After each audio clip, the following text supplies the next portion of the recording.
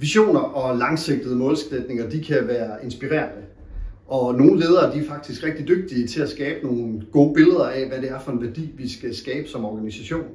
Billeder, der kan være motiverende, som kan sætte retning og som kan hjælpe os med at prioritere. Og derfor giver det også god mening, at mange private og offentlige organisationer har flotte visioner. Alligevel så oplever mange medarbejdere, at de her visioner og målsætninger er abstrakte og fjerne og ikke har noget med deres virkelighed at gøre, at der faktisk er uklare mål for deres arbejde.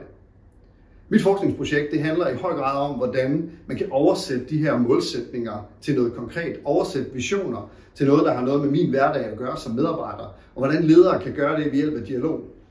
Det handler også om, hvordan man kan bruge ledelsestræning, og hvordan man kan bruge digitale ledelsesredskaber til at få det her til at ske. Men hvad ved vi egentlig allerede om ledelse og ledelsestræning? Jo, vi ved, at ledelse er afgørende for, at medarbejdere er motiveret, at de trivsel og har lyst til at blive på deres arbejdsplads, og at de skaber resultater, altså for performance. Og derfor giver det også rigtig god mening, at organisationer bredt set, både i den private og offentlige sektor, bruger rigtig mange ressourcer på ledelsestræning, både økonomisk og i form af ledernes tid. Desværre så er det sådan, at meget ledelsestræning desværre ikke har så store effekter på ledernes adfærd.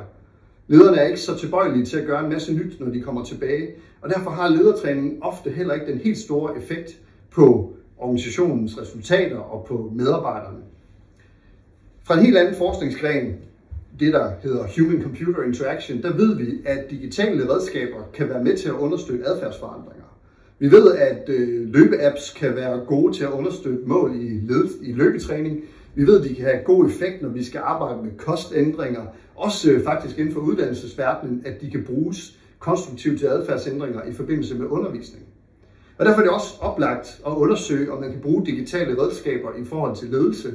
Kan man få ledere til at være mere tilbøjelige til at gøre det, de har sat sig for? Hjælpe dem, nudge dem til at gøre noget mere af det, de har sat sig for, ved at bruge digitale ledelsesredskaber. Det her er undersøgt i et 15 måneder langt felteksperiment sammen med 34 kommuner, faktisk 34 jobcentre. Alle landets jobcentre var inviteret til at være med, og 34 sagde ja tak. Der deltog 226 ledere og 4.500 medarbejdere i projektet. Og lederne de blev lodtrukket ind i 3 forskellige grupper, en kontrolgruppe og 2 forskellige interventionsgrupper. Den ene gruppe de fik et statisk dialogredskab, og den anden gruppe de fik et dynamisk dialogredskab.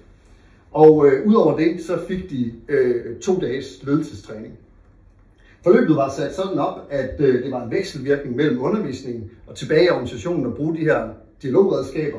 Og så var der en førmåling og en eftermåling, som muliggør det her med, at man kan sammenligne kontrolgruppen og hver af de 2 interventionsgrupper her. Den læringsmodel, som undervisningen her i LEGO-projektet byggede på, den ser sådan her ud og peger på, at der er brug for både at komme med noget teoretisk konceptuel viden, noget refleksion og selverkendelse og handling og erfaring. Så lederne skal vide noget om visionsledelse, om hvordan man kan arbejde med målsætninger, viden om dialog og spørgeteknikker, hvordan kan man egentlig arbejde med udviklingsdialoger, så de gør en positiv forskel for medarbejderne. Men de skal også vide noget om deres egen organisation, oversætte de her indsigter til de medarbejdere og den opgave, som de står med, og den erfaring og den personlighed, som de selv bringer ind i opgaven som leder i deres enhed. Og så skal det igen oversættes til handling. Man skal begynde at gøre noget nyt, man skal planlægge, hvad er det, jeg vil gøre anderledes, og man skal træne det og finde ud af, hvordan virker det her for mig, og øve sig i det. Det er transferprocessen, altså at man får oversat tingene til noget, der bliver konkret og handlingsorienteret. Og så er der feedback-processen, som er det andet element her, som handler om, at man skal reflektere over den nye adfærd, man har. Når jeg begynder at tage dialogerne med mine medarbejdere på en anden måde, hvad sker der så? Er der noget, der går, som jeg gerne vil og ønskede, så skal jeg gøre mere af det. Er der noget, som gik i hegnet, hvad er det så, jeg skal korrigere? Og det lærer man noget af. Man lærer noget om sine medarbejdere, og noget om sig selv, og noget om samspillet og sin ledelsesopgave. Og man lærer også noget omkring den ledelsesteori, man får sat krop og kød på de ledelsesteoretiske indsigter, som man er blevet præsenteret for i træningen. Og undervisningen her i LEGO-projektet, de 2 dage, der var, har fokus på at give input på alle de her 3 elementer, og både på transfer- og feedback-processen. Og så er tanken, at dialogredskaberne både har skulle understøtte den her oversættelsesproces og den refleksionsproces, der ligger i den anden side af modellen her.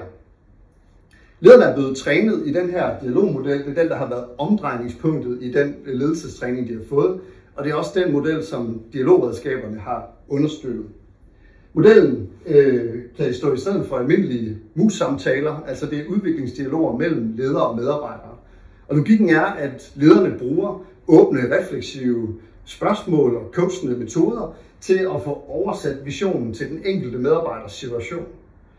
Den her indsigt, den skal omsættes til et udviklingsområde. Hvad skal du gøre anderledes? Hvilke kompetencer skal du udvikle? Eller hvilke samarbejdsrelationer skal du arbejde ind i for at skabe endnu mere af den værdi, som vi gerne vil som organisation? Altså bidrage til vores vision eller vores langsigtede målsætninger.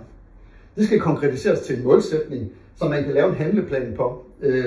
Sådan at lederen understøtter, at medarbejderne får lavet en handleplan, som kan vise helt konkret, hvad det er, skal gøre. Og så er der det fjerde element her, som handler om at få reflekteret, få fulgt op på de handlinger, som man er i gang med, og få lært af dem.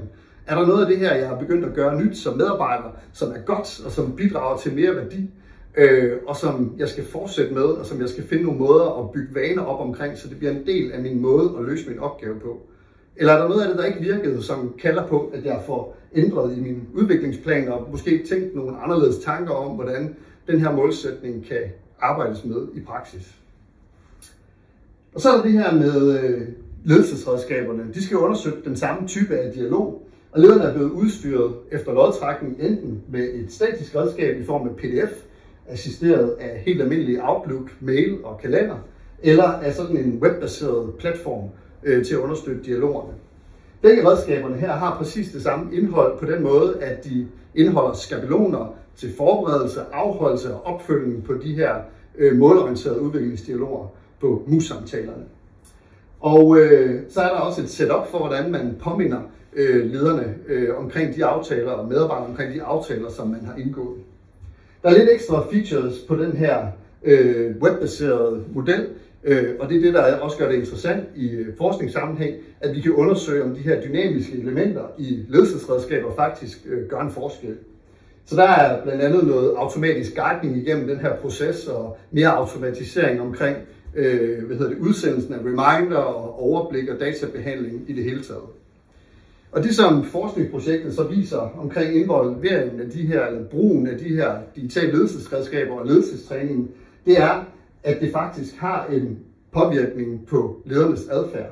Og vi bruger medarbejdernes oplevelse som det afgørende her, fordi det er jo det, ledelse handler om, at medarbejderne skal opleve den ledelse, ellers har den ikke en chance for at gøre en forskel for medarbejdernes motivation osv.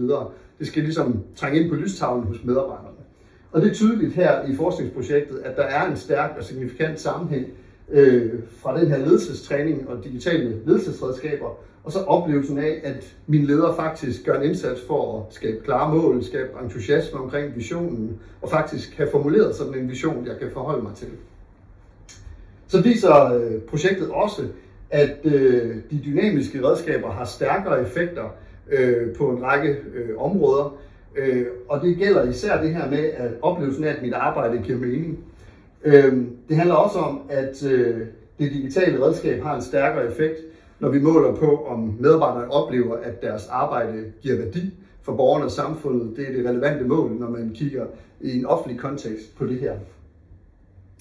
Hvis man dykker lidt længere ned i det, så kan vi også se, at den her indsats med ledelsestræning og dialogredskaber har en signifikant påvirkning på, om lederne bruger de her målorienterede udviklingsdialoger, om det faktisk er den her type mus-samtaler, de holder, og hvor mange de holder af dem. Og de her målorienterede udviklingsdialoger, ja, de påvirker også det her med visionsledelsen. De påvirker, om jeg deler organisationens værdier, altså om jeg har en oplevelse af, at jeg står på det samme værdigrundlag som min organisation. Det stiger simpelthen, når lederen holder flere af den her type af samtaler. Og oplevelsen af, at visionen er vigtig for mig personligt som medarbejder, den øges også. Så der er noget her, som handler om, at de her dialoger kan bruges til at sætte retning og skabe et godt fundament for, at vi har lyst til at gå i samme retning, ledere og medarbejdere, som hele organisationen. Hvis man klikker videre ned i det, så er der også tydelige effekter at se i forhold til autonomi, fordi at lederne er mindre orienteret mod detailstyring og mere peger på de her målsætninger, overordnede målsætninger, hvordan skaber vi værdi, i vores organisation, så sker der den her forøgelse af oplevelsen af autonomi, at jeg kan få lov til at løse opgaverne på måder, som giver mening og er relevante for mig, og at jeg oplever, at der bliver lyttet til mine perspektiver og de tanker, som jeg har omkring mit arbejde. Meningen har det været omkring, og så det her med engagementet, altså at den her type af udviklingsdialoger også øger medarbejdernes lyst til at gå på arbejde og deres energi i forhold til eller lyst til at kaste energi ind i at løfte de opgaver, de sidder med. Så samlet set, så kan man sige, at den her ledelsestræning kombineret med digitale ledelsesredskaber faktisk har nogle stærke effekter både på ledernes adfærd og også på medarbejdernes engagement og på en række andre meget attraktive medarbejder-outcomes. Og så understøtter forskningen også den her pointe om, at ledelsesredskaberne faktisk kan være med til at styrke den her transfer, altså oversættelsen, gør handlingerne i forlængelse af ledelsestræningen konkrete, omsætte dem til noget, der rammer medarbejderne helt konkret, som de opdager. Og også det her med, at ledelsesredskaberne forlænger ledelsestræningen på den måde, at de understøtter ledernes refleksion og selvindsigt omkring deres adfærd, men også omkring, hvordan deres egen situation er som leder, hvordan de løser deres ledelsesopgave, og indsigten i, hvordan de her konceptuelle eller ledelsesteoretiske indsigter, de kan forstås. Så hvis man skulle fortælle om mit forskningsprojekt på kort tid i en mærketerning her, så er det det, der er mit bud på det. Og hvis du vil høre mere eller i dialog omkring det, så er du meget velkommen til at ringe eller skrive en mail eller få fat i mig på en eller anden måde.